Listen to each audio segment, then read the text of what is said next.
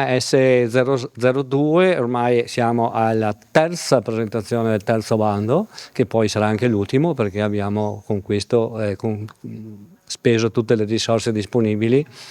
Abbiamo già messo ormai con questi ultimi 120.000 euro quasi 1 milione di euro a disposizione in un bando che noi ci crediamo molto perché sta dando dei risultati veramente molto interessanti, soprattutto per le domande che ci arrivano, le numerose domande e anche per quanto siamo riusciti a finanziare, perché fino ad oggi abbiamo finanziato tutte le domande pervenute e quindi si parla ormai di 75 nuove attività aperte grazie a questo bando nel territorio del Galles Alta Marca. È un bando molto agevole, infatti per questo che è di grande successo, poco burocratico, 12.000 euro a fondo perduto, che non sono tanti, però è sicuramente un grosso aiuto a chi vuole mettersi in gioco e iniziare una nuova attività. Questo aiuta la permanenza nel territorio dei nostri abitanti, dei nostri giovani soprattutto, che vogliono appunto mettersi in gioco e fare nuove attività.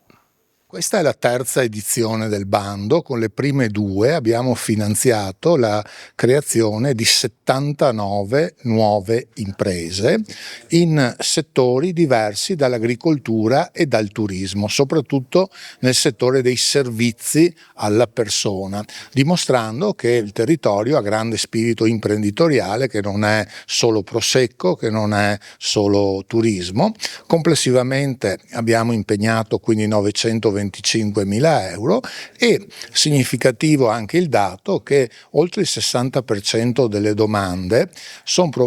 provenivano da persone fisiche, perché il bando si rivolge sia a imprese già costituite da meno di 6 mesi oppure anche a privati che hanno un'idea di avviare, di costituire un'impresa e sono stati in prevalenza, tanto è vero che il bando prevede anche una premialità se è il privato a fare la domanda di contributo. Questo terzo bando sono gli ultimi 120.000 euro che il GAL ha a disposizione, quindi contiamo di poter finanziare altre 10 neoimprese nei 22 comuni del GAL, in questo modo superare il 1 milione di euro assorbito da questa